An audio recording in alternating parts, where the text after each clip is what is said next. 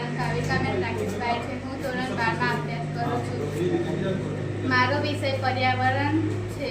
જીવનશૈલી આપણને જાણીએ છીએ કે આપણું જીવન પર્યાવરણ સાથે જ સંકળાયેલું છે અને એના દ્વારા જ આપણી જીવનશૈલી જોડાયેલી છે. તેથી પર્યાવરણનો ઉપયોગ કરવો અને એ સંરક્ષણ કરવું ખૂબ જ જરૂરી છે. વર્તમાન સમયમાં આપણે સૌ પર્યાવરણની વિમુખ થઈ તેની અવગણના કરીએ છીએ, પરંતુ પર્યાવરણની વસ્તુઓ અને સંસાધનોથી જ આપણું જીવન સતત જોડાયેલું રહેલું છે અને જ કાર્યશીલ રહેવું પડશે. તેનો ઉપયોગ જેટલો કરીએ એટલું જ તેનું જતન કરવું પડશે, જેમાં આપણને તેને 3R એટલે કે રિડ્યુસ, રીયુઝ અને રિસાયકલ દ્વારા પર્યાવરણનું સંરક્ષણ કરી શકીએ છીએ.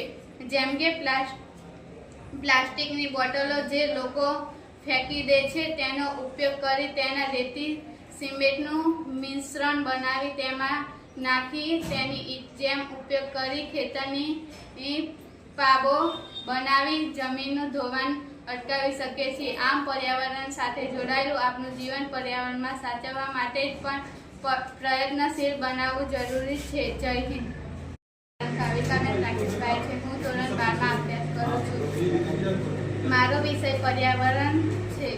જીવનશૈલી આપણને જાણીએ છીએ કે આપણું જીવન પર્યાવરણ સાથે જ સંકળાયેલું છે અને એના દ્વારા જ આપણી જીવનશૈલી જોડાયેલી છે. તેથી પર્યાવરણનો ઉપયોગ કરવો અને એ સંરક્ષણ કરવું ખૂબ જ જરૂરી છે. વર્તમાન સમયમાં આપણે સૌ પર્યાવરણની વિમુખ થઈ તેની અવગણના કરીએ છીએ, પરંતુ પર્યાવરણની વસ્તુઓ અને સંસાધનોથી જ આપણું જીવન સતત જોડાયેલું રહેલું છે અને જ કાર્યશીલ રહેવું પડશે. તેનો ઉપયોગ જેટલો કરીએ એટલું જ તેનું જતન કરવું પડશે, જેમાં આપણને તેને 3R એટલે કે રિડ્યુસ, રીયુઝ અને રિસાયકલ દ્વારા પર્યાવરણનું સંરક્ષણ કરી શકીએ છીએ.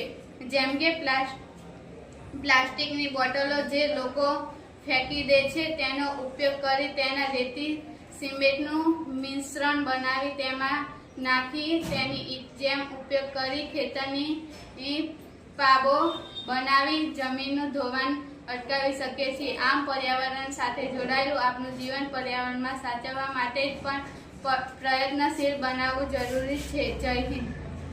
કાવ્યિકાબેન રાકેશભાઈ છે. હું ધોરણ 12માં અભ્યાસ કરું છું. મારો વિષય પર્યાવરણ છે. જીવનશૈલી આપણને જાણીએ છીએ કે આપણું જીવન પર્યાવરણ